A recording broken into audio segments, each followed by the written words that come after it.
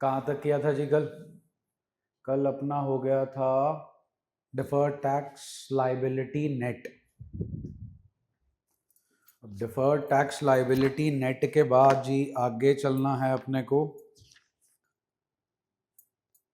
Liability side, non current liability, deferred tax liability के अंदर। हाँ जी, डिफर्ड टैक्स लाइबिलिटी हो गया था जी। आगे आओ, अपने पास है जी स्टार्टिंग पॉइंट है हम कर रहे थे equity and liability, share holder fund, share application, money pending, allotment हो गया। उसके बाद बारी आई जी नॉन करंट लाइबिलिटी की, लॉन्ग टर्म बोरोइंग्स हो गया, डिफर्ड टैक्स लाइबिलिटी हो गया। तीसरी आइटम होती है अदर लॉन्ग टर्म लाइबिलिटीज। अब ध्यान से समझो इस चीज को कि तीसरी आइटम है अदर लॉन्ग टर्म लाइबिलिटी, मतलब ये लाइबिलिटी लॉन्ग टर्म है। अब आपको ये चीज क्लियर है कि लॉन्ग टर्म लाइबिलिटी क्या होती है। लॉन्ग टर्म लाइबिलिटी होती है जो operating cycle from the date of the balance sheet या 12 months from the date of the balance sheet के बाद पेबल होती है। उसमें हमने पहली आइटम की लॉन्ग टर्म बोरोइंग्स, दूसरी आइटम हमने की डिफर्ड टैक्स लाइबिलिटी नेट। अब तीसरी आइटम है कि ये लाइबिलिटी तो है, लॉन्ग टर्म है, लेकिन ये बोरोइंग्स नहीं है, ये डिफर्ड टैक्स लाइबिलिटी भी नहीं है, और ना ही है ये लॉन्ग टर्म प्रोविजंस। तो फिर आइए इसमें पढ़ते हैं क्या है जी। Long term liabilities other than long term borrowings are shown as other long term liabilities under the non current liabilities. They are classified into, ध्यान दीजिए, बेसिकली यहाँ पर आपको सिर्फ तीन चीजें मिलेंगी और ये तीन की तीन बड़ी इंपॉर्टेंट है। पहली चीज मिलेगी यहाँ पर ट्रेड पेबल। अब पहले आप ये ट्रेड पेबल देख लो। ट्रेड पेबल क्या होता है? दो वर्ड से बना है, एक का नाम है ट्रेड और एक का नाम है payable. Trade means buying and selling of goods और सर्विसेज, पेबल मीन्स आपने अभी पैसा देना है। तो ये जो ट्रेड पेबल है ये पैदा होते हैं क्रेडिटर्स से, और क्रेडिटर्स में से जो बिल एक्सेप्ट कर लेते हैं वो बन जाते हैं बिल्स पेबल। तो क्रेडिटर्स और बिल्स पेबल, मतलब अब देखो, अगर आपके पास 50,000 के क्रेडिटर्स हैं, 20,000 ने बिल्स एक्सेप्ट कर लिया, तो बचे 30,000। तो अब हमारे पास जो हमारे ट्रेड पेबल है वो दो चीजों से बने हैं, क्रेडिटर 30,000, बिल पेबल 20,000।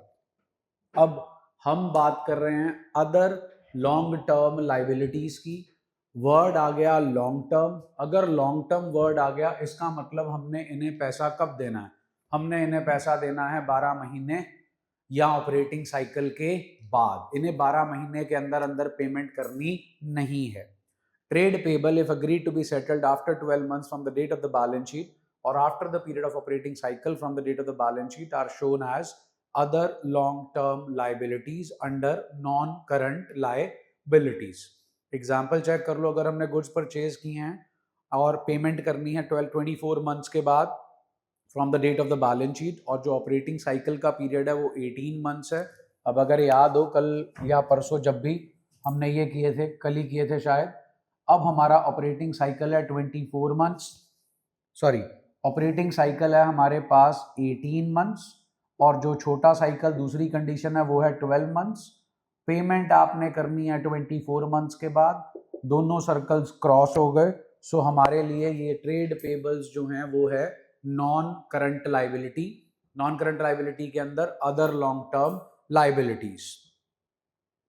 उसके बाद जी others, similarly other liabilities that are payable after 12 months और after the period of operating cycle from the date of balance sheet. इसमें दो ही चीजें हैं जो बड़ी इंपॉर्टेंट है और ये हम ऑलरेडी डिबेंचर के चैप्टर में कर चुके हैं। Premium payable on redemption of debentures and premium payable on redemption of preference shares. अब कंडीशन अटैच ये है कि आपके ये डिबेंचर्स और आपके ये प्रेफरेंस शेयर्स दोनों पेबल होने चाहिए 12 महीने के बाद। अगर आपको याद हो डिबेंचर के अंदर डिबेंचर को हम दिखाते थे अंडर लॉन्ग टर्म बोरोइंग्स, मतलब उसका पैसा हमने देना है 12 महीने या ऑपरेटिंग साइकिल के बाद। तो जो premium on redemption of debenture है वो तभी देंगे जब डिबेंचर होल्डर को उसका पैसा देंगे। अगर डिबेंचर होल्डर को पैसा डिबेंचर के नाम का 12 महीने या ऑपरेटिंग साइकिल के बाद मिलना है, तो उसके ऊपर दिया जाने वाला प्रीमियम जो है वो भी हमने उसे 12 महीने के बाद ही देना है। तो एक आइटम यहाँ पर आ गई, premium on redemption of debenture, same चीज है premium on redemption of preference shares. तो वो bottom of the page check कर लो जी, premium payable on redemption of debentures if debentures are shown as long term borrowings, premium payable on redemption of preference shares if preference shares are redeemable after 12 months from the date of the balance sheet or after the period of operating cycle। अगली item जी ध्यान दीजिए, next item है long term provisions. अब long term provisions क्या हैं? पहले तो आपको प्रोविजन का मतलब क्लियर होना चाहिए।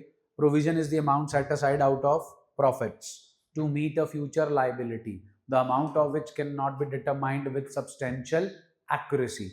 प्रोविजन फॉर डाउटफुल डेट, कितने डेट डाउटफुल है उसके लिए सिर्फ आप एक एस्टीमेट लगा रहे हो, अंदाजा लगा रहे हो, actual amount of bad debt हमें नहीं मालूम।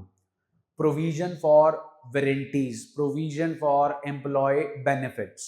अब यहां पर हमारी टर्म है प्रोविजन, लेकिन साथ में दो वर्ड्स लिखे हैं, वर्ड्स हैं लॉन्ग टर्म प्रोविजंस। वो प्रोविजंस जो लॉन्ग टर्म है, मींस इन प्रोविजंस के अगेंस्ट जो लायबिलिटी अराइज होनी है वो अगले 12 महीने या ऑपरेटिंग साइकिल के अंदर अंदर अराइज नहीं होनी है, वो ऑपरेटिंग साइकिल या 12 महीने के बाद अराइज होनी है। बड़ी इंपॉर्टेंट टर्म है ये। Provision is the amount set aside to meet future liability, the amount of which can not be determined with accuracy but is estimated. Liability on the other hand means a liability the amount of which is determined। अब outstanding salary है, outstanding rent है, हमें मालूम है कितनी salary होती है और कितनी आउटस्टैंडिंग है, कितना रेंट और कितना आउटस्टैंडिंग है, दिस वी नो। तो वो है लाइबिलिटी, उसके लिए हम वर्ड प्रोविजन यूज नहीं करते। Example, liability on the other hand means a liability the amount of which is determined, that is the amount payable to meet the liability is known। provision like liability can be non current provision and short term provision, मतलब long term होगी तो non current provision, short term होगी तो current जो है मतलब current होगी तो short term provision।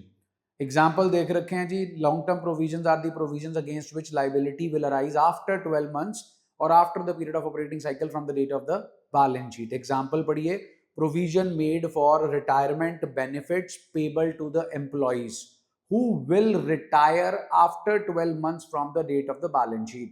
हम जो हमारे एम्प्लॉयज होते हैं जो रिटायर हो रहे हैं उनके लिए काफी सारे रिटायरमेंट बेनिफिट्स होते हैं, like pension, like provident fund, like gratuity. तो ये सब हमने उन्हें पे करना होता है। वो एम्प्लॉयज जो बैलेंस शीट के 12 महीने के बाद या ऑपरेटिंग साइकिल के बाद रिटायर होने वाले हैं, उनके लिए जो एम्प्लॉय बेनिफिट्स है उसके लिए जो हम प्रोविजन बना रहे हैं वो कहलाएगी लॉन्ग टर्म प्रोविजंस। और जो एम्प्लॉयज हमारे रिटायर होने वाले हैं बैलेंस शीट के 12 महीने के अंदर अंदर, उसे हम कहते हैं शॉर्ट टर्म प्रोविजन। इसमें बहुत बहुत बहुत बहुत बहुत इंपॉर्टेंट पॉइंट है, definitely you are going to get it, वो है प्रोविजन फॉर एम्प्लॉय बेनिफिट्स। लिख लो, नीचे एग्जांपल्स आपको दे रखे हैं, उनमें दे रखा है provision for gratuity, provision for earned leave. यहां पर प्लीज आप लिख लीजिए प्रोविजन फॉर एम्प्लॉय बेनिफिट्स। ध्यान से सुनिएगा, ये जो मैं आपको लिखवा रहा हूं प्रोविजन फॉर एम्प्लॉय बेनिफिट, ये लॉन्ग टर्म भी हो सकता है और ये शॉर्ट टर्म भी हो सकता है। शॉर्ट टर्म कब होगा? जब क्वेश्चन में लिखा होगा कि payable within 12 months, payable within 12 months. लेकिन अगर हमारा क्वेश्चन साइलेंट है, सिंपली लिखा है प्रोविजन फॉर एम्प्लॉय बेनिफिट्स, तो हम इसे हमेशा लॉन्ग टर्म प्रोविजन मानेंगे। Each item of long-term provision is shown separately in the notes to accounts on long-term provisions, which are totaled, and a single amount is shown against long-term provisions in the face of the balance sheet। Example यहाँ पे दो दे रखे हैं जी आपको, provision for gratuity, provision for earned leave। अब अगर आप अपना CYB खोल के देखेंगे, जहाँ पर तीसरे चैप्टर के बाद बैलेंस शीट का फॉर्मेट है, उसमें लॉन्ग टर्म प्रोविजन का जिक्र होगा और उसके नीचे काफ़ी सारे जो हैं लॉन्ग टर्म प्रोविजन के एग्जाम्पल्स जो हैं वो मेंशन होंगे। तो ये थी जी हमारी लॉन्ग टर्म प्रोविजंस। ध्यान दीजिए, हम कर क्या रहे हैं? हम लायबिलिटी साइड कर रहे हैं, शेयर होल्डर फंड कर चुके हैं, share application money pending allotment कर चुके हैं। तीसरी आइटम थी हमारे पास non current liability, long term borrowings, deferred tax liability net, other long term liabilities and long term provision. लॉन्ग टर्म बोरोइंग्स में आता है जनाब debenture, bond, term loan from bank, other loans and advances nature to be specified, and the most important one is public deposit. फिर बारी आती है हमारे पास second item deferred tax liability, जो कि पैदा होती है because of difference between accounting income and taxable income. Accounting income जो है वो ज्यादा है, टैक्सेबल इनकम कम है, जो डिफरेंस है इनकम का उसके ऊपर टैक्स पे करेंगे, वो लाइबिलिटी बन जाएगा हमारा डिफर्ड टैक्स लाइबिलिटी। अगर अकाउंटिंग इनकम कम है, टैक्सेबल इनकम ज्यादा है, तो हम ज्यादा अमाउंट पे टैक्स पे कर चुके हैं, वो बन जाएगा हमारा एसेट। एक साल एसेट हो सकता है, दूसरे साल लाइबिलिटी हो सकती है, आपस में उन्हें एडजस्ट कर देंगे, मींस माइनस कर देंगे। अगर एसेट वाला बैलेंस ज्यादा होगा तो डिफर्ड टैक्स एसेट नेट आ जाएगा, लाइबिलिटी वाला ज्यादा होगा तो डिफर्ड टैक्स लाइबिलिटी नेट आ जाएगा। तीसरी आइटम हमने आज की अदर लॉन्ग टर्म लाइबिलिटी, जिसमें तीन ही चीजें हैं। ट्रेड पेबल, ट्रेड पेबल क्या होते हैं वो आपको बता दिया। Total of creditors and bills payable, ये वो ट्रेड पेबल हैं जिन्हें पैसा हमने देना है बैलेंस शीट की डेट के 12 महीने या बैलेंस शीट की डेट के बाद, ऑपरेटिंग साइकिल के बाद। फिर दो ही आइटम और आती है जी, और बड़ी इंपॉर्टेंट है, स्टार लगा लो। Premium payable on redemption of preference shares and debentures. शर्त क्या है, आपके डिबेंचर्स लॉन्ग टर्म बोरोइंग्स का पार्ट होने चाहिए और आपके प्रेफरेंस शेयर्स को आपने पेमेंट करनी है 12 महीने या ऑपरेटिंग साइकिल के बाद। फिर आते थे हम लॉन्ग टर्म प्रोविजंस में, जिसमें प्रोविजन बना रहे हैं हम उस लाइबिलिटी के लिए जो अगले 12 महीने या ऑपरेटिंग साइकिल के अंदर अंदर पैदा होने वाली नहीं है। इसमें जो पैसा हमने एम्प्लॉयज को देना होता है as retirement benefits, gratuity, pension, आपकी लीव इनकैशमेंट वाला सेटअप, या आपका जो है प्रोविडेंट फंड वाला सेटअप, उसके लिए जो है हम जो है लॉन्ग टर्म प्रोविजन बनाते हैं। ये कहानी खत्म हो गई जी हमारी, जो अभी तक हमने किया था इक्विटी एंड लाइबिलिटी पार्ट में 3 हेडिंग्स। चौथी हेडिंग आती है करंट लाइबिलिटी। कल ही आपको बताया था वो लाइबिलिटी करंट लाइबिलिटी होती है जिसे आप बैलेंस शीट के 12 महीने के अंदर अंदर सेटल कर दोगे। बैलेंस शीट के बाद what ever is your operating cycle, उतनी देर के अंदर अंदर सेटल कर दोगे, या आप उसे हेल्ड कर रहे हो for the purpose of being traded. और चौथी आइटम थी, हमारे पास कोई राइट नहीं है उसकी पेमेंट को पोस्टपोन करने का। 4 में से कोई भी कंडीशन अगर आपकी लाइबिलिटी अप्लाई कर लेती है तो आपकी लाइबिलिटी बनती है करंट लाइबिलिटी। वही चीज आपको नीचे जो है वो दे रखी है, चेक कर लीजिए। Current liability, current liability as defined in schedule 3 of the Companies Act 2013 has been discussed earlier on page number 1.14. इंक बचा गए। Schedule 3 of the companies act prescribes that current liabilities shall be, वो आपको मालूम होना चाहिए जी। Short term borrowings, trade payable, other current liability and short term provisions. अब ध्यान दीजिए, हम लॉन्ग टर्म बोरोइंग्स कर चुके हैं, जिसमें था debenture, bond, term loan from bank and others, other loans and advances nature to be specified, and public deposit. अब बात करते हैं शॉर्ट टर्म बोरोइंग्स की। शॉर्ट टर्म बोरोइंग्स में पहली आइटम इंपॉर्टेंट है, स्टार लगा लीजिए, लोन्स रीपेबल ऑन डिमांड। पहला वर्ड है लोन, दूसरा वर्ड है रीपेबल। रीपेबल का मतलब है ये लोन हमने पास्ट में लिया होगा, अब हमने इसे वापस करना है। And the important words are on demand. On demand का मतलब है जब भी लेंडर आपसे लोन मांगेगा, आपको वापस मांगेगा, आपको पैसे वापस करने हैं। मींस अगर आप बैलेंस शीट बना रहे हो और अभी तक आपके पास लोन पड़ा है, तो अभी तक आपके लेंडर ने वापस नहीं मांगा। मांगने को वो आपसे 31 मार्च के बाद 1 अप्रैल को मांग ले, मांगने को 10 अप्रैल को मांग ले, मांगने को वो जो है 15 दिसंबर को जाके मांगे। So whatever is the loan repayable on demand means we don't know whether it is payable tomorrow or after 4 months or after 6 months, तो उसे हम हमेशा मान के चलेंगे करंट लाइबिलिटी। करंट लाइबिलिटी के अंदर कौन सी आइटम, शॉर्ट टर्म बोरोइंग्स। उसके बाद जी very very important, the most important items of this category, that is bank overdraft और कैश क्रेडिट। ये पूछा जाता है जी, बोर्ड्स में भी कई बार पूछा गया है, स्कूल लेवल पर भी पूछा जाएगा। So bank overdraft and cash credit जो है, या तो बैंक ओवरड्राफ्ट आपको बोल देंगे या कैश क्रेडिट बोल देंगे, तकरीबन एक ही चीज होती है। तो ये हमारे लिए है करंट लायबिलिटी। उसके बाद current maturities of long term date. अगर याद हो डिबेंचर का चैप्टर जिस दिन स्टार्ट हुआ था, उस दिन आपको बताया था नाम में ही काम छुपा है, current maturity of long term debt. अब current maturity of long term debt है, लॉन्ग टर्म डेट का मतलब लॉन्ग टर्म बोरोइंग्स, उसमें से जो पार्ट आप अगले 12 महीने के अंदर अंदर पे करने वाले हो वो कहलाता है current maturities of long term date. जैसे सिंपल भाषा में अगर मैं आपको बोलूं, हमने बैंक से लोन लिया 10 लाख रुपए का, उसमें से हमने 2 लाख रुपए अगले 12 महीनों के अंदर रीपे करने हैं, तो हमारा जो बैंक लोन है वो 8 लाख आएगा लॉन्ग टर्म बोरोइंग्स में और 2 लाख आएगा current maturities of long term debt में। Current maturities of long term debt is a part of short term borrowings. अगली आइटम है जी लोन फ्रॉम अदर पार्टीज, जो कि हमने रीपेबल करने हैं within 12 months from the date of the loan. Very important, within 12 months from the date of loan. आपने loan लिया 1 अगस्त 2024 को, आप बैलेंस शीट बना रहे हो 31 मार्च 2025 को। लोन आपने इस दिन लिया, आपने लोन लिया 1 लाख का और ये लोन रीपेबल है 10 मंथ्स के अंदर। अब आपका जो 10 मंथ्स का टाइम पीरियड है वो यहां से काउंट नहीं होना, अंडरलाइन कर लो, from the date of loan यहां से काउंट होना है। अब अगर आपने लोन का पैसा 12 महीने के अंदर अंदर देना है तो वो पहले दिन ही डिसाइड हो गया कि आपके लिए वो क्या है, current liability. Very important point, from the date of loan. उसके बाद डिपॉजिट्स जी, अब ध्यान से सुनिएगा, इन्होंने यहां पे लिखा डिपॉजिट्स। कौन डिपॉजिट कराएगा? जनता। किसके पास डिपॉजिट कराएगी? कंपनी के पास। सिमिलर आइटम थी हमारी लॉन्ग टर्म बोरोइंग्स के अंदर, पब्लिक डिपॉजिट। तो ध्यान देना जी, अगर पब्लिक डिपॉजिट लिखा है, कुछ मेंशन नहीं है, तो वो आपके लिए है long term borrowings. Deposit word वो अकेला देंगे ही नहीं, अगर वो डिपॉजिट्स देंगे और वो चाहते हैं कि आप इसे शॉर्ट टर्म बोरोइंग का पार्ट माने, तो वो साथ में लिख देंगे payable within 12 months.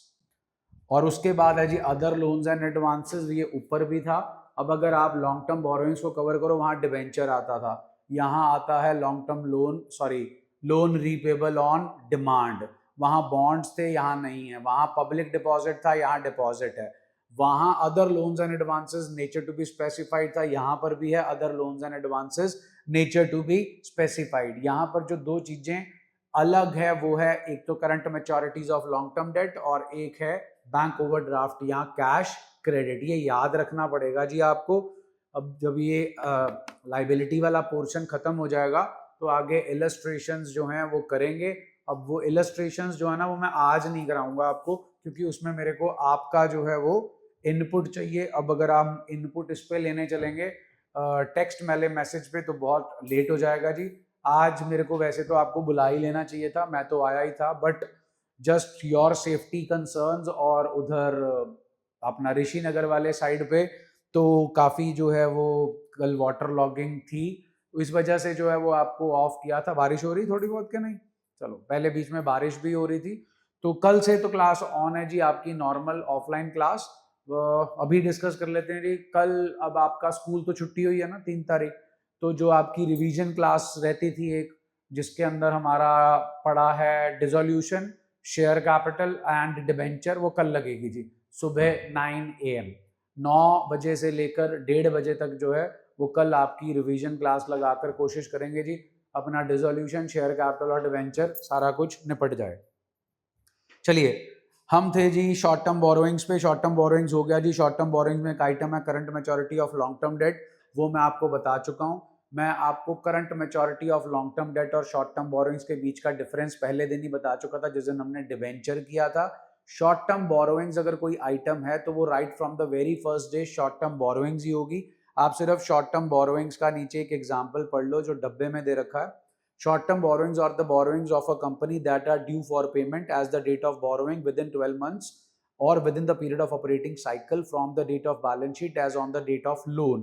Example ध्यान से सुनिए, हमने डिबेंचर इशू किया 1 अप्रैल 2024, डिबेंचर रिडीमेबल है 30 जून 2025। अगर मैं 1 अप्रैल से 30 जून 2025 के टाइम पीरियड को कंसिडर करूं तो ये 15 महीने बनता है, 12 महीने के बाद। लेकिन मेरे को ये जो 12 महीने के बाद वाला सेटअप देखना होता है वो डेट ऑफ लोन से नहीं देखना होता, वो देखना होता है डेट ऑफ बैलेंस शीट से। अब इसे शॉर्ट टर्म बोरोइंग्स बोला जाएगा बिकॉज ये रिडीमेबल है with in 12 months from the, क्या लिखा है चेक कर लो, डेट ऑफ बैलेंस शीट। ये किसकी बात हो रही है? शॉर्ट टर्म बोरोइंग्स की बात हो रही है। अब एक ही जगह ये जो from the date of balance sheet वाला पॉइंट है, एक ही जगह डिफरेंट है, वो अभी अभी पीछे जाकर हटा है। शॉर्ट टर्म बोरोइंग्स में loan from other parties payable within 12 months from the date of loan. ये from the date of loan वाला पॉइंट सिर्फ इसी में है, बाकी हर जगह पर आता है from the date of balance sheet.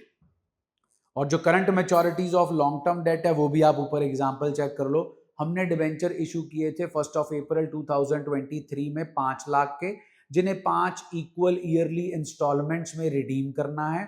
पहली इंस्टॉलमेंट स्टार्ट हो रही है 31 मार्च 2026। ये लो, 1 अप्रैल 23 को आपने 5 लाख रुपए के डिबेंचर्स इशू किए। पहली इंस्टॉलमेंट स्टार्ट हो रही है 31 मार्च 2026। इस 5 लाख रुपए के डिबेंचर को 5 इंस्टॉलमेंट्स में आपने जो है वो रिडीम करना है। 31 मार्च 2024 को किसी को पैसे नहीं देने, 31 मार्च 2025 को किसी को पैसे नहीं देने, 31 मार्च 2026 को आपने पहले पैसे देने हैं। वो पहले पैसे हैं 1 लाख रुपया। 5 लाख के डिबेंचर हैं, 5 इंस्टॉलमेंट्स में रिडीम करने हैं, 1 लाख रुपया आपने यहां पर आकर वापस करना है। अब ध्यान दीजिए, इस डेट है, ये डेट है आपकी जो बैलेंस शीट की डेट है, जो डेट ऑफ इशू के बाद आई है। अब इस डेट से अगले 12 महीने के अंदर अंदर हमने कुछ भी पे नहीं करना, तो इस डेट पे मैं 5 लाख को लिखूंगा लॉन्ग टर्म बोरोइंग्स। अब मैं पहुंचा 31 मार्च 2025। 31 मार्च 2025 के 12 महीने के अंदर अंदर कितने पैसे वापस करने हैं? 1 लाख। तो 31 मार्च 2025 को मैं लिखूंगा 4 लाख रुपए एज लॉन्ग टर्म बोरोइंग्स, और जो बचा हुआ है मेरा 1 लाख रुपया वो मैं लिखूंगा current maturity of long term date. किसके अंदर लिखूंगा इसे मैं? करंट लायबिलिटी के अंदर। करंट लायबिलिटी के अंदर किसके अंदर लिखूंगा इसे मैं? Short term borrowing. सो ये डिफरेंस है between current maturity of long term date and short term borrowings. चलिए, उसके बाद आता है ट्रेड पेबल। अब अगर याद हो, अभी आपको 5 मिनट पहले ट्रेड पेबल पहले भी आए थे। कहां आए थे trade payable? Other long term liabilities में। वो कौन से ट्रेड पेबल थे? जिनको पैसा देना था 12 महीने या operating cycle from the date of balance sheet के बाद। ये कौन से ट्रेड पेबल हैं? ये भी ट्रेड पेबल हैं, क्रेडिटर और बिल पेबल। ये भी पैदा हुए हैं on account of sale of goods और सर्विसेज ऑन क्रेडिट, लेकिन इनके बदले में हमने जो पैसा देना है वो 12 महीने या ऑपरेटिंग साइकिल के अंदर अंदर पे करना है from the date of balance sheet. चलिए चेक करिए। The term trade payable is defined in schedule 3 of the companies act 2013 as the amount payable against purchase of goods और services taken in the normal course of business and includes both sundry creditors and trade bills payable. Thus, a liability on account of a transaction for purchase of services taken that is not in the normal business of the company is not shown as trade payable. अब एक को example दे रखा है, viva वाला भी पूछ सकता है, ऑब्जेक्टिव टाइप में भी आ सकता है। ध्यान से पढ़िए। हमने एक अपने फिक्स्ड एसेट्स को बेचा एजेंट के थ्रू। उस एजेंट को हमने 10,000 रुपए पे करने हैं और अभी तक हमने उसे पे नहीं किए, तो हम उसे ये फ्यूचर में पे करेंगे, बिल्कुल करेंगे। लेकिन ये ना तो हमारा क्रेडिटर है और ना ही ये हमारा बिल्स पेबल है। क्यों ये हमारा क्रेडिटर और बिल्स पेबल नहीं है?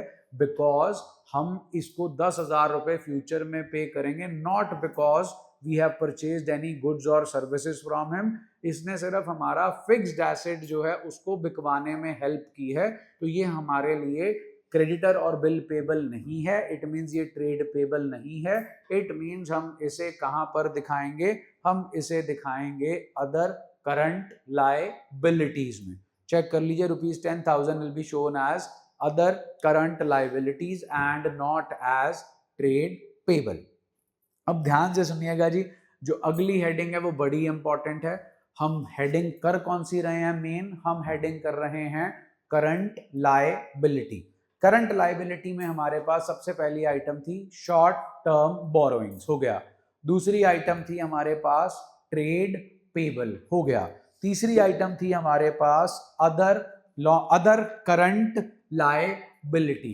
अब हम बात कर रहे हैं करंट लायबिलिटी की, ना तो हमने किसी से शॉर्ट टर्म के लिए पैसा उधार लिया है, ना ही ये current maturity of long term debt है, ना ही ये ट्रेड पेबल है, लेकिन ये है क्या, करंट लायबिलिटी। मतलब इसके पैसे हमें अगले 12 महीने या ऑपरेटिंग साइकिल के अंदर अंदर पे करने होंगे। इस एक हेडिंग में बहुत सारी आइटम्स आती हैं, प्लीज अगले पेज पे जाके चेक कर लो। 9 आइटम्स आती हैं इसके अंदर, 9। तो ये जो 9 आइटम्स हैं हमें वो जो है अब करनी है। ध्यान दीजिए, पहली आइटम अगर आप पढ़ेंगे तो कुछ याद आएगा। हमने डिवेंचर का चैप्टर किया था, ये डिवेंचर के चैप्टर में आइटम प्रेजेंट थी और हमने ये नहीं की थी। मैंने आपको बोला था थर्ड बुक में पहले चैप्टर पे आओगे तो मैं आपको ये हेडिंग करवाऊंगा। चलो आओ जी, अब हम पहले चैप्टर पे आ गए हैं। हेडिंग पढ़िए क्या लिखा है, इंटरेस्ट एक्रूड। इंटरेस्ट आपको मालूम है, ऑफ कोर्स ये एक्सपेंस है, रेवेन्यू नहीं है, हमने पे करना है तभी हमारी लायबिलिटी है। इंटरेस्ट एक्रूड है, आगे लिखा है बट नॉट ड्यू, लेकिन ये इंटरेस्ट ड्यू नहीं है ऑन बोरोइंग्स के ऊपर। अब एक्रूड का मतलब होता है इकट्ठा हो गया। ड्यू का क्या मतलब होता है, ड्यू का मतलब होता है बहुत सिंपल, डेट ऑफ पेमेंट आ गई, डेट ऑफ पेमेंट आ गई। लेकिन यहां लिखा है इंटरेस्ट इकट्ठा तो हो गया बट नॉट ड्यू। अब एग्जाम्पल देखो, एग्जाम्पल लिखा है कि हमारा जो इंटरेस्ट है वो हाफ ईयरली पेबल है। कब कब पेबल है, जून में और दिसंबर में। अगर आपका इंटरेस्ट हाफ ईयरली पेबल है और जून और दिसंबर में पेबल है तो ध्यान दीजिएगा, मैं यहां लिख रहा हूं, हमने अपना डिबेंचर जो है जिसके ऊपर भी हम इंटरेस्ट पे कर रहे हैं या लोन जो है वो जरूर 1 जनवरी को लिया होगा। अब मैं इमेजिनरी फिगर लेके चल रहा हूं, 1 जनवरी 2024। अब वो कहते हैं जी एक तो पे करना है हमें 30 जून को और एक हमें पे करना है 31 दिसंबर को। ठीक है जी, 31 दिसंबर। अब मैं ना आपको यहां से यहां तक का और फिर अगला जो सेटअप है वो समझाता हूं। 30 जून 2024 इसको छोड़ते हैं, अगले वाला 30 जून 2025 पकड़ेंगे। 30 जून 2024 से लेकर यहां तक हो गए 6 महीने। इसके बाद हो गए 6 महीने 30 जून 2025। बीच में आ गया 31 मार्च 2025। क्रोनोलॉजी समझ लो, उधार इस दिन लिया होगा, 6 महीने का इंटरेस्ट जो है यहां पे किया होगा, 6 महीने का इंटरेस्ट यहां बनता है, फिर अगले 6 महीने का इंटरेस्ट यहां बनता है। यहां से लेकर यहां तक है 6 महीने। इस तारीख पर 2 ऑप्शंस हो सकते हैं, या तो आपने इंटरेस्ट पे कर दिया होगा या आपने इंटरेस्ट पे नहीं किया होगा। तसल्ली कर लो जी, ठीक है भाई। यहां तो आपने ये इंटरेस्ट पे कर दिया होगा, यहां आपने इंटरेस्ट पे नहीं कर दिया होगा। अगर आपने इंटरेस्ट पे कर दिया होगा तो फिर तो एंट्री बनेगी इंटरेस्ट टू बैंक, पैसे गए। लेकिन अगर आपने इंटरेस्ट पे नहीं किया होगा तो आपका इंटरेस्ट एक्रूड हो जाएगा, जिसे आपकी भाषा में बोलते हैं आउटस्टैंडिंग इंटरेस्ट। ठीक है जी, तो अब ये आउटस्टैंडिंग इंटरेस्ट आ गया अपने पास। अब अपनी एंट्री बनी interest account debit to outstanding interest account, आ गई जी एंट्री। अब मेरे को ये बता दो इस तारीख पे डेट ऑफ पेमेंट आ गई है कि नहीं आई है। आपका यही 6 महीने पूरे हो रहे हैं, डेट ऑफ पेमेंट आ गई कि नहीं आई? क्यों, 31 दिसंबर 2024 को ही तो पे करना था, 6 महीने तो यही खत्म हो रहे हैं। आपका आपने यहां उधार लिया, 6 महीने यहां खत्म हुए, 6 महीने यहां खत्म हुए, 6 महीने बाद आपने इंटरेस्ट पे करना है। 30 जून का इंटरेस्ट पे हो चुका है, 31 दिसंबर पे आए, 31 दिसंबर पे अगर तो इंटरेस्ट पे कर देते हैं फिर तो ओके है, लेकिन अगर इंटरेस्ट पे नहीं करते तो मेरा इंटरेस्ट क्या हो गया, अक्रूड हो गया। तो interest account debit to outstanding interest, इसको मैं बोलूंगा interest accrued and due. Interest accrued and due, interest इकट्ठा भी हो गया और ड्यू भी हो गया। ड्यू क्यों हो गया, क्योंकि डेट ऑफ क्या आ गई, पेमेंट, और हमने पे नहीं किया। अब आगे बढ़ते हैं, यहां से यहां तक कितना टाइम पीरियड हुआ? Jan Feb March, 3 months. पूरे साल, पूरे 6 महीने का इंटरेस्ट सपोज 10,000 है, तो 3 महीने का इंटरेस्ट कितना होगा? 5,000। अब यहां से लेकर यहां तक का इंटरेस्ट है 5,000। अब सबसे इंपॉर्टेंट सवाल है, क्या ये 5,000 रुपए का इंटरेस्ट इस डेट पर पेबल भी है कि इस डेट पे पेबल है? क्यों उस डेट पे पेबल है? बिकॉज हम इंटरेस्ट कितनी देर बाद पे कर रहे हैं? 6 महीने बाद।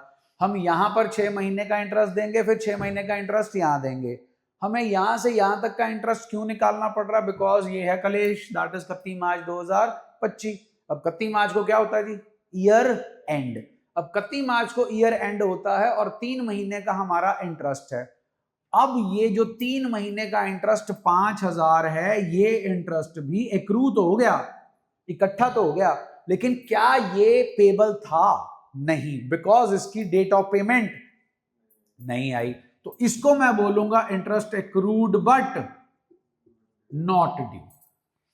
आई समझ? अब अगर मेरे को इस दिन बैलेंस शीट बनानी है तो मेरे पास दो इंटरेस्ट आएंगे, एक आएगा इंटरेस्ट एक्रूड एंड ड्यू, एक आएगा interest accrued but not due.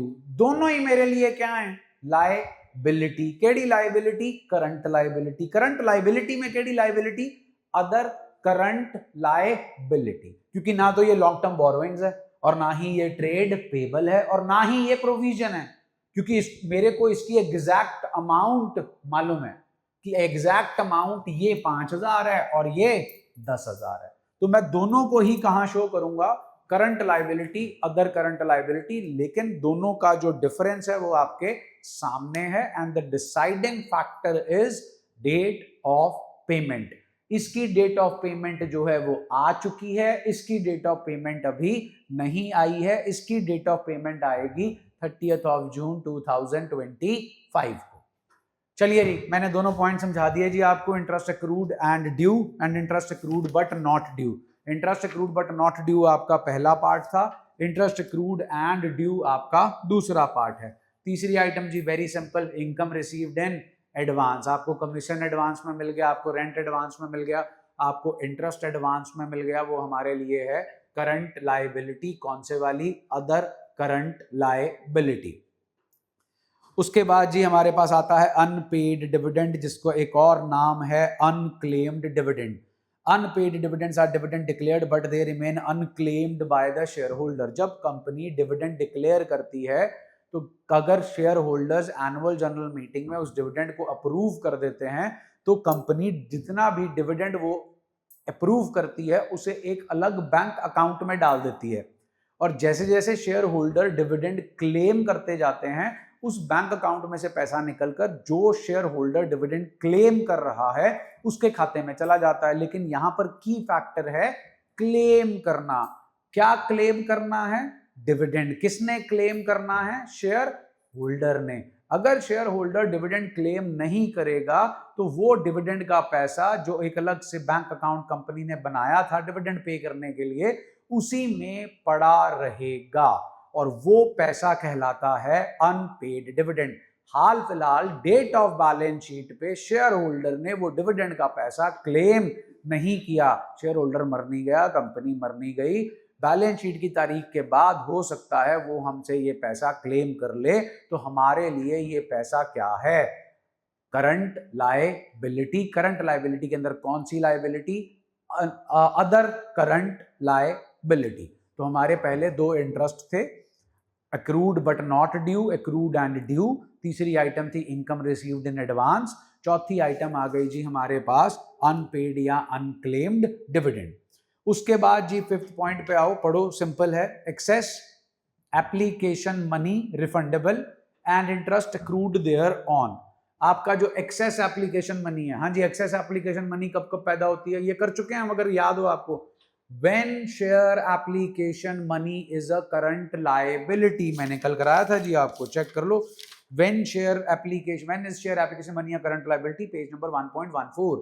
तीन आइटम्स थी आपकी, पहली ओवर सब्सक्रिप्शन थी रिजेक्शन वाली, दूसरी जो थी जी इंस्टॉलमेंट में पेबल थी, और तीसरी में मिनिमम सब्सक्रिप्शन हमें मिली नहीं थी तो हमें पैसे वापस करने थे। तो ये वही पॉइंट है जो वहां पर मैंने आपको पहले कराया था।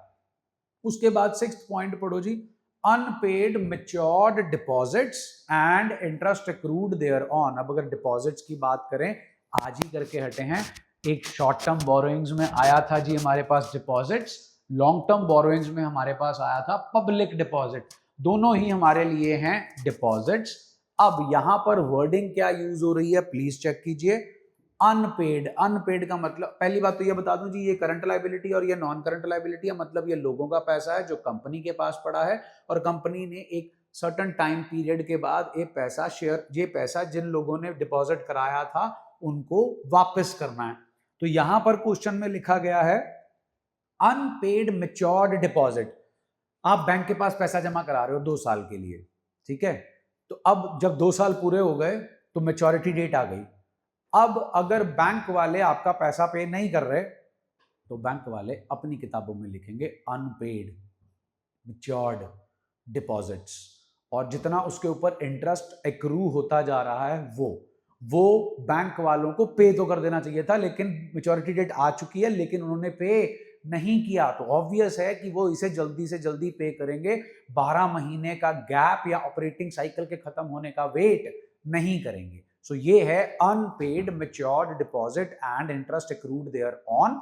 अब अगली टर्म भी बिल्कुल सेम है, सिर्फ एक वर्ड का फर्क है, डिपॉजिट की जगह आ गया डिबेंचर। चेक कर लो, अनपेड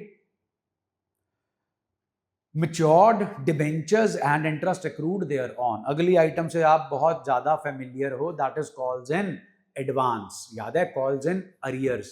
कॉल्स इन अरियर्स को हम शो करते हैं as a subtraction from share capital. Share capital में कहां पर, सब्सक्राइब्ड कैपिटल के अंदर, subscribed but not fully paid up. यहां पर हमारे पास है calls in advance. Calls in advance is a current liability. कौन सी, अदर करंट लायबिलिटी। ये शॉर्ट टर्म बोरोइंग्स नहीं है, ये ट्रेड पेबल नहीं है, ये प्रोविजन नहीं है। फिर आता है अदर पेबल, और चीजें नेचर टू बी स्पेसिफाइड लिखा है जो हमने पे करनी है। ध्यान दीजिए, इसमें आते हैं outstanding expenses.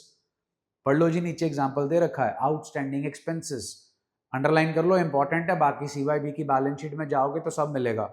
Outstanding expenses, provident fund payable, ESI payable. Payable का मतलब ये हो जाता है कि it is due, you have to pay it within the period of 12 months. ESI होता है जनाब employee state insurance. ESI hospital है भारतनगर चौक से पहले, ये होता है एम्प्लॉय स्टेट इंश्योरेंस हॉस्पिटल। जो एम्प्लॉयज हैं जो फैक्ट्रीज में काम करते हैं उनके लिए सरकार ने हॉस्पिटल खोल रखा है। उसमें सरकार कुछ कंट्रीब्यूशन अपना डालती है और कुछ कंट्रीब्यूशन जो है वो एम्प्लॉयर से लेती है। एम्प्लॉयर को एम्प्लॉयज की इंश्योरेंस पे करनी पड़ती है ताकि एम्प्लॉयज जो हैं वो फ्री में अपना इलाज करवा सकें, इसीलिए आता है ESI payable, employ state insurance payable. और बीच में आ गया जी प्रोविडेंट फंड पेबल। ये सब पेबल है।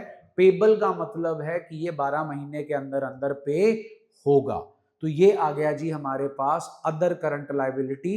दो तो इंटरेस्ट आ गए जी, फिर आई फॉर इनकम रिसीव्ड इन आ गया जी एडवांस, फिर अनपेड डिविडेंड आ गया जी। अनपेड डिविडेंड के बाद जी हमारे पास एक्सेस एप्लीकेशन मनी जो हमने रिफंड करनी है वो आ गई, अनपेड मैच्योर्ड डिपॉजिट आ गए, अनपेड मैच्योर्ड डिबेंचर आ गए, इनकम रिसीव्ड इन आ गया और अदर पेबल्स आ गए। अगली हेडिंग का नाम है शॉर्ट टर्म प्रोविजंस। ठीक है जी, ये फिर किसकी बहन और किसका भाई हो गया छोटा, long term provisions. Long term provision हम कर चुके हैं। लॉन्ग टर्म प्रोविजन में हमें पैसे देने हैं उस लायबिलिटी के लिए जो 12 महीने या ऑपरेटिंग साइकिल के बाद ड्यू होगी। शॉर्ट टर्म प्रोविजन में हमें उस लायबिलिटी के लिए पैसा देना है जो अभी 12 महीने या ऑपरेटिंग साइकिल के अंदर अंदर पेबल होगी। अब इसमें चेक कर लो जी, देखो पहली आइटम ही चेक करो क्या लिखा है जो मैंने आपको वहां लिखवाई थी, प्रोविजन फॉर एम्प्लॉय बेनिफिट। दोनों जगह मिलेगा, उधर भी मिलेगा इधर भी मिलेगा। अगर लिखा है पेबल विद इन 12 मंथ्स तो शॉर्ट टर्म प्रोविजन मानेंगे, अगर लिखा है पेबल आफ्टर 12 मंथ्स तो लॉन्ग टर्म प्रोविजन मानेंगे, और अगर कुछ नहीं लिखा है तो हम हमेशा इसे मानेंगे लॉन्ग टर्म प्रोविजन। अगला जी प्रोविजन फॉर एक्सपेंसेस। अब ये प्रोविजन फॉर एक्सपेंसेस क्या है, याद होगा आपको, provision for legal charges, provision for electricity expenses. ये वो चीजें हैं जिनको आप एस्टिमेट नहीं कर सकते। बहुत सिंपल सा एग्जांपल है, हम हर महीने का बिजली का बिल देते हैं, मार्च का बिजली का बिल भी दोगे, बिजली का बिल कभी 1 तारीख को नहीं आता, वो साइकिल पे डिपेंड करता है, किसी का साइकिल 20 से 20 चलता है, किसी का साइकिल 25 से 25 चलता है, किसी का 30 से 30 चलता है। सपोज आपका बिजली का बिल 20 से 20 चलता है, तो 20 मार्च तक का आपको बिल आ गया, वो आपको विद इन 5-7 डेज पे करना है। लेकिन 21 मार्च से लेकर 31 मार्च तक जो 11 दिन है, उसका बिल जो है वो 20 अप्रैल को आएगा अगले साल। 11 महीने आपने फैक्ट्री चलाई, फैक्ट्री में आपने मशीन चलाई, आपका आया मशीन बिजली का बिल। ये जो बिजली का बिल आपका आया है 11 दिन का, इसके बारे में आपको कोई एग्जैक्ट फिगर मालूम नहीं है, तो आप इसके लिए बनाओगे provision for expense, provision for electricity expenses, provision for legal charges, provision for repairs. अब अगर आप ध्यान से सुन रहे हो, repairs, legal charges, electricity expenses, तीनों की तीनों चीजें जो हैं वो एक्सपेंस हैं, इसीलिए हम बोलते हैं प्रोविजन फॉर एक्सपेंसेस। आगे आ गया जी provision for tax, very very very important provision for tax. जिस पे स्टार लगा लो जी, ये जरूर पूछ लिया जाता है। टैक्स जो है आप डिटरमाइन करते हो इनकम के ऊपर। बुक्स ऑफ अकाउंट्स 31 मार्च को क्लोज होती हैं, लेकिन इनकम 31 मार्च को कभी भी पता नहीं होती हमें, क्योंकि हमें रिटर्न भरनी होती है 6 महीने के अंदर, तो हम इनकम बाद में निकालते हैं और टैक्स भी हम बाद में पे करते हैं। लेकिन हमें पहले प्रोविजन बनानी पड़ती है कि ऑन एन एस्टिमेट इस साल का कितना जो है वो हमारा टैक्स जो है वो बनेगा। उसके बाद आ जाता है जी अदर प्रोविजंस, फिर है जी प्रोविजन एंड रिजर्व्स। याद होगा एक ही क्वेश्चन किया था आपने थियरी का ढंग से, चैप्टर प्रोविजन एंड रिजर्व्स था, उसके बीच का डिफरेंस। नेचर जी लाइबिलिटी, प्रोविजन जो है वो लाइबिलिटी है और diminution in value of an asset और is an estimated loss. Reserve जो है वो शेयर होल्डर का पैसा होता है। पर्पस, स्पेसिफिक पर्पसेस के लिए बनाई जाती है, से depreciation and expense. Reserves amount set aside of profits like DRR and it may be set aside for a specific purpose like general reserve. Charge versus appropriation, provision if for an expense is a charge against profit, reserve जो है वो appropriation है, provision जो है वो statement of P&L में दिखाई जाती है, रिजर्व जो है वो एक बैलेंस शीट का पार्ट है, शेयर होल्डर फंड के अंदर दिखाया जाता है। आपकी प्रोविजन जो है वो भी बैलेंस शीट में दिखाई जाती है, याद करो provision for doubtful date, but वो दिखाई जाती है एज अ सब्ट्रैक्शन। उसके बाद है जी डिस्क्लोजर इन बैलेंस शीट, देखो नीचे आ गया, बैलेंस शीट में भी दिखाई जाती है अंडर लॉन्ग टर्म प्रोविजन या शॉर्ट टर्म प्रोविजन। रिजर्व जो है वो सेपरेट आइटम दिखाया जाता है under reserves and surplus. Provision का पैसा आप धंधे से बाहर इन्वेस्ट नहीं कर सकते, रिजर्व का पैसा आप बिजनेस से बाहर इन्वेस्ट कर सकते हो। Legal requirement, provision is made to comply with the accrual concept, prudence concept and also because of legal requirement. Creating a reserve is a matter of financial prudence rather than an obligation on the business. अब ध्यान दो, नीचे है जी illustration 2 से लेकर illustration 12 तक, वो नहीं कराऊंगा जी अभी। इलस्ट्रेशन 2 से इलस्ट्रेशन 12 ये कल आपसे पूछूंगा जब आप ऑफलाइन क्लास में आओगे, और जितना ये जो हमारा काम हमने किया है लाइबिलिटी साइड का, इसे रिवाइज करके आना, क्योंकि ये बुक बंद करके आपसे हेडिंग्स पूछी जाएंगी कि भैया मेजर हेड क्या है और सब हेड क्या है। तो यहाँ पर खत्म होता है हमारा setup of liability side. Liability side में share holder fund, share holder fund के बाद हमारे पास था जी share application, money pending allotment, non current liability and current liability. अब चलते हैं जी एसेट साइड पे। लाइबिलिटी साइड 4 पार्ट्स में डिवाइडेड थी, लेकिन हमारी एसेट साइड जो है वो 2 पार्ट्स में डिवाइडेड है। उन 2 पार्ट्स का नाम है non current assets and current assets. अब एसेट्स तो आपको मालूम है जी। अब नॉन करंट लाइबिलिटी को कैसे डिफाइन किया गया था? इन अ नेगेटिव मैनर। वो लाइबिलिटी जो करंट लाइबिलिटी नहीं है वो है नॉन करंट लाइबिलिटी। और करंट लाइबिलिटी की 4 कंडीशंस थी, वो कल भी बताई थी, आज भी बताई। In the similar manner non current asset is defined under schedule 3 part 1। ये कहता है कि नॉन करंट एसेट्स वो एसेट है जो करंट एसेट नहीं है। तो फिर अब पहले किसके बारे में पता लगाना पड़ेगा? पहले पता लगाना पड़ेगा जनाब करंट एसेट के बारे में। आइए जी फिर current assets are those assets, दो कंडीशंस तो सेम है जो करंट लाइबिलिटी की थी। करंट लाइबिलिटी वो लाइबिलिटी है जो 12 महीने के अंदर अंदर पेबल है from the date of the balance sheet. वो लाइबिलिटी जो ऑपरेटिंग साइकिल के अंदर अंदर पेबल है from the date of the balance sheet. अब वो तो लाइबिलिटी है इसलिए पेबल होगी, ये एसेट है इसलिए रिसीवेबल होगा, means convertible in cash, means realized. पहली कंडीशन पढ़ लो, expected to be realized in or intended for sale or consumption in the company's normal operating cycle. तीन चीजें बोल दी इन्होंने, expected to be realized in or intended for sale or consumption in the company's normal operating cycle. ध्यान से सुनना और हो सके तो लिख भी लो, नीचे जाकर तो करेंगे ही। एक्सपेक्टेड टू बी रियलाइज्ड इन, कौन रियलाइज होगा? डेटर, बिल्स रिसीवेबल, ये रियलाइज होता है। डेटर्स और बिल्स रिसीवेबल ये रियलाइज होते हैं। उसके बाद है इंटेंडेड फॉर सेल, क्या बेचोगे? Stock and trade. उसके बाद consumption in the company's normal operating cycle, raw material, raw material work in progress. अब अगर मैं आपसे पूछूं डेटर क्या है? Current asset. बिल रिसीवेबल क्या है? Current asset. Stock and trade क्या है? Current asset. Raw material work in progress क्या है? Current asset. उसके बाद held primarily for the purpose of being traded, यहां पर स्पेसिफिकली आएगा स्टॉक इन ट्रेड, जिसे आपने जो है वो रखा। देखो यहां इसे आप स्टॉक एंड ट्रेड ले सकते हो, ऊपर वाले पार्ट में जो लिखा है इंटेंडेड फॉर सेल वो बन जाएगा फिनिश्ड गुड्स।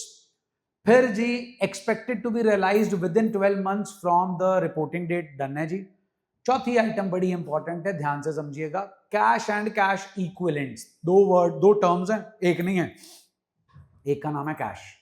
कैश में ना आती हैं दो चीजें, हार्ड कैश और चेक, कैश इन हैंड या चेक और ड्राफ्ट्स ऑन हैंड, ये दो चीजें कैश होती हैं। इसके बाद दूसरी टर्म है and cash equivalents. Cash equivalents जो किसके इक्वल है? कैश के इक्वल है। कोई चीज कैश के इक्वल कब होती है? जब उसमें कैश की प्रॉपर्टीज होती हैं। कैश की प्रॉपर्टी क्या है?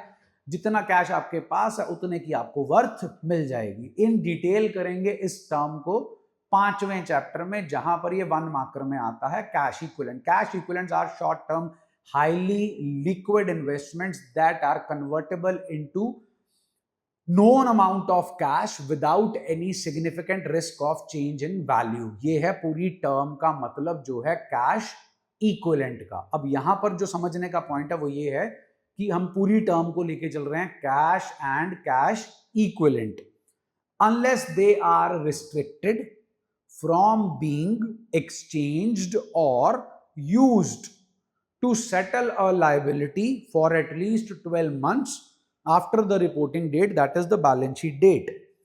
अब उन्होंने बोला आपके ऊपर रिस्ट्रिक्शन लगी हुई है, from being exchanged or used to settle a liability for at least 12 months। Pakistan के साथ अपना रौला चलता रहता है। अब सपोज करो पाकिस्तान के साथ हम जो बिजनेस कर रहे हैं उसका ट्रेड है, पाकिस्तान से हम सामान लाते भी हैं और बेचते भी हैं। अब हमारा हमारे ही देश में बैंक अकाउंट है, बिल्कुल है। अब पीछे ऑपरेशन सिंदूर हुआ था, बहुत कुछ हुआ, तो सारे टाइज हमने काट दिए। तो हमारी सरकार ने बोला कि भैया तुम्हारा पैसा है, हमारे देश के बैंक के अकाउंट में पड़ा है, जैसे मर्जी यूज करो, जैसे मर्जी यूज करो, लेकिन इस पैसे से आप पाकिस्तान में अपने बिल्स का भुगतान नहीं कर सकते। आपने जिनसे माल खरीदा है उसको पैसा आप इस अकाउंट से नहीं दे सकते। तो वो मेरा कैश एंड कैश इक्विवेलेंट जो है वो नहीं कहलाएगा, क्योंकि उसके ऊपर लग गई रिस्ट्रिक्शन, उसे मैं अपनी मर्जी से यूज नहीं कर सकता। अगर ये रिस्ट्रिक्शन नहीं है तो वो मेरे लिए कैश एंड कैश इक्विवेलेंट है, अगर ये रिस्ट्रिक्शन है तो वो मेरे लिए कैश एंड कैश इक्विवेलेंट नहीं है। तो ये 4 कंडीशंस थी।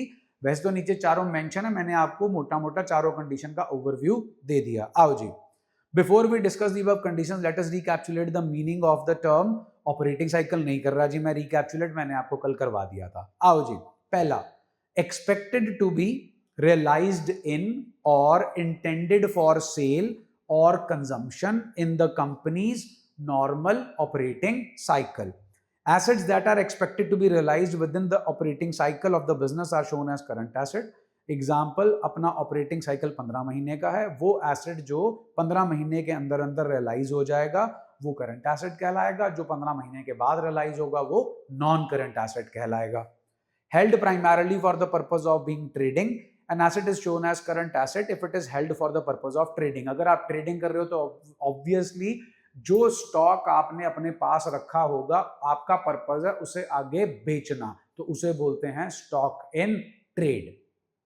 Thus inventory is shown as current asset. Inventory के अंदर बहुत कुछ आता है जी, raw material, work in progress, finish goods, stock in trade, loose tools, stores and spheres.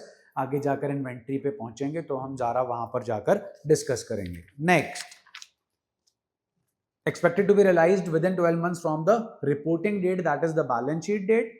अब यहां पर देखो जी, वही दो गोलों वाला सेटअप जो मैंने कल आपको एग्जांपल 1 कराया था, अब वो इलस्ट्रेशन 13 की फॉर्म में आ गया. दो गोले हैं, एक गोला ऑपरेटिंग साइकिल का होगा और एक गोला 12 महीने वाला होगा. हो सकता है हमारा ऑपरेटिंग साइकिल 12 महीने से कम हो, तो छोटे वाला गोला ऑपरेटिंग साइकिल का होगा, बड़े वाला गोला 12 महीने का होगा. अगर हमारा ऑपरेटिंग साइकिल से 15 महीने का है तो छोटे वाला गोला 12 महीने का होगा, बड़े वाला गोला 15 महीने का होगा. अगर हमने करंट एसेट्स को रीपे, अगर हमारे करंट एसेट्स रिलायजेबल हैं दोनों गोलों में से किसी के भी अंदर अंदर, तो वो बन गए करंट एसेट्स. और अगर हमारे करंट एसेट्स रिलायजेबल हैं दोनों गोलों को टाप के, तो फिर हमारे बन गए जनाब वो नॉन करंट एसेट्स. चौथा री, cash and cash equivalents are shown as current assets. बिल्कुल ठीक है.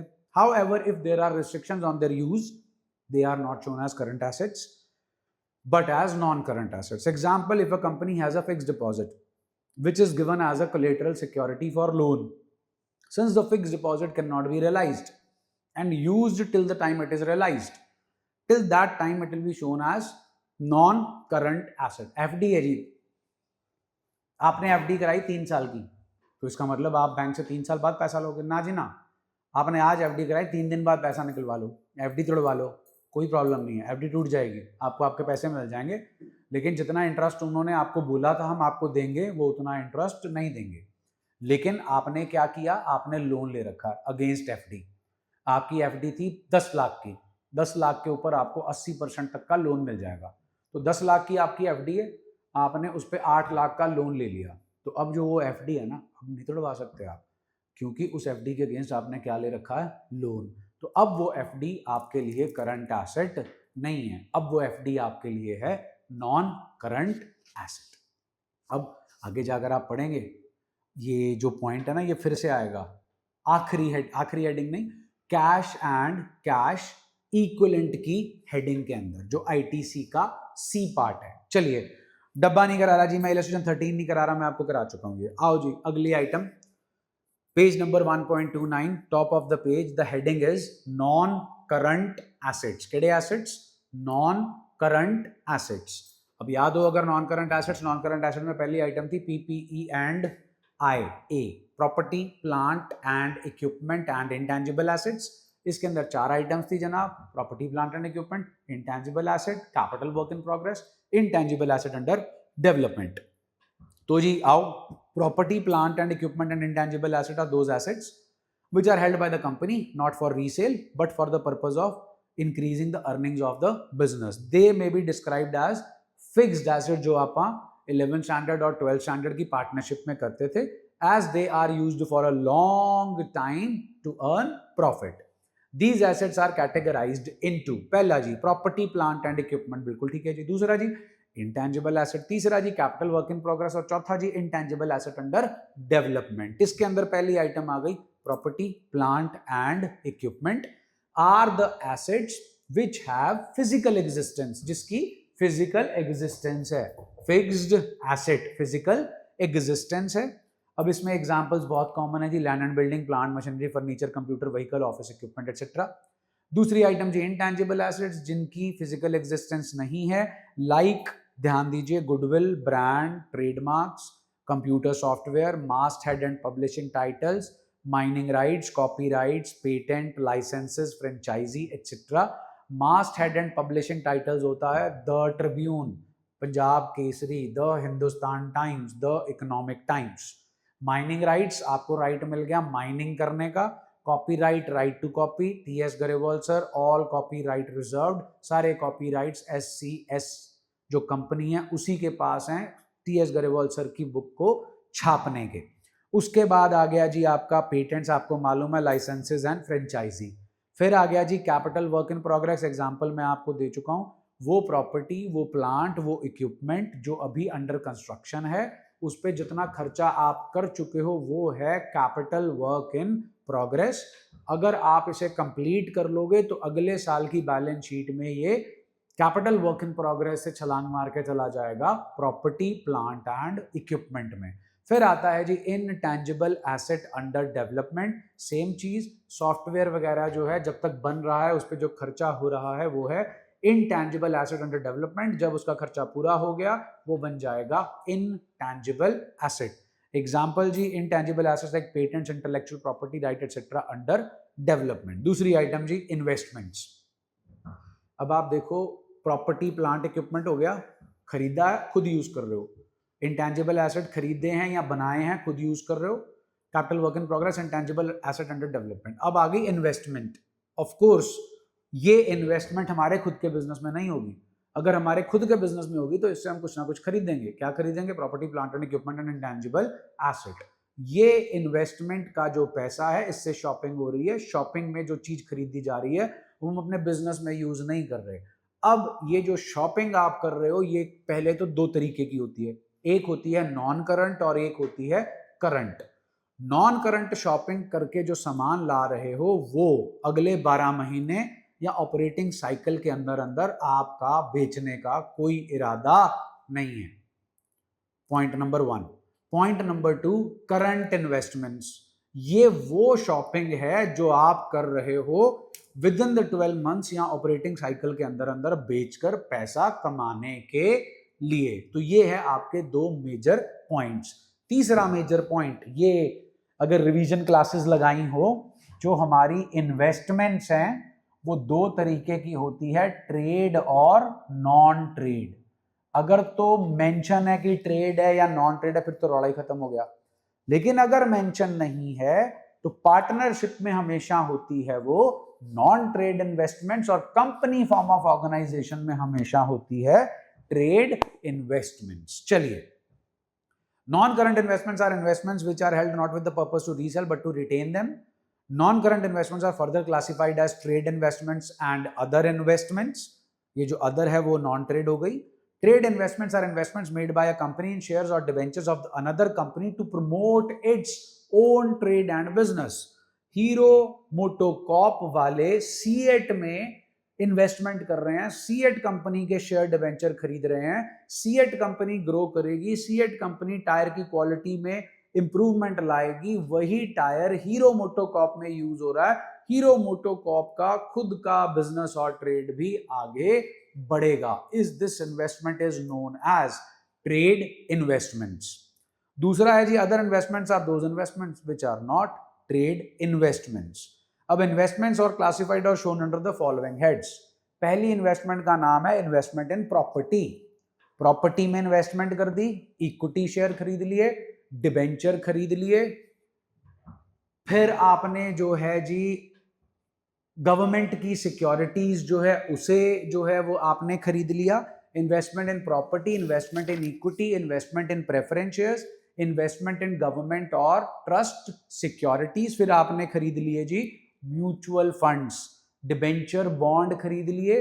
फिर आपने इन्वेस्टमेंट कर दी पार्टनरशिप फर्म में, और फिर आपने इन्वेस्टमेंट कर the other non current assets में, सॉरी इन्वेस्टमेंट्स में, नेचर टू बी स्पेसिफाइड। तो याद रखने का बहुत सिंपल तरीका है, property, equity, preference, debenture, bond, government, partnership firm, और आखिरी में आ जाता है आपका अदर नॉन करंट इन्वेस्टमेंट्स। ये सारी इन्वेस्टमेंट्स आपको मिलेंगी करंट इन्वेस्टमेंट्स के अंदर भी, सिवाय पहली के। पहली है प्रॉपर्टी। प्रॉपर्टी में इन्वेस्टमेंट कभी भी शॉर्ट टर्म नहीं होती, प्रॉपर्टी में इन्वेस्टमेंट हमेशा लॉन्ग टर्म होती है। अगली आइटम मैं आपको ऑलरेडी करा चुका हूं, चेक कर लो। डिफर्ड टैक्स एसेट नेट कल करा दिया था जी आपको। हम एसेट्स कर रहे हैं, करंट एसेट हो गए, नॉन करंट एसेट हो गए। नॉन करंट एसेट में अपने पास आ गया property plant and equipment and intangible asset. Second item non current investments. Third item आ गई जी हमारे पास डिफर्ड टैक्स एसेट। हमारी चौथी आइटम जो है वो बनती है long term loans and advances.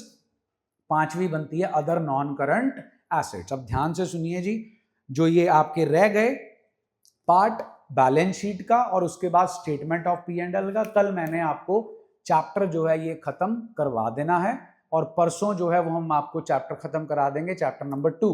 Chapter number 2 एक दिन का चैप्टर है, वो परसों आपका खत्म हो जाएगा। फिर हम पहुंचेंगे जी चैप्टर नंबर 3 पे, जो 3-4 दिन का चैप्टर है। बाकी कल आप आओ रिवीजन क्लास लगाने सुबह 9 बजे, मैं मैसेज आपको डाल दूंगा।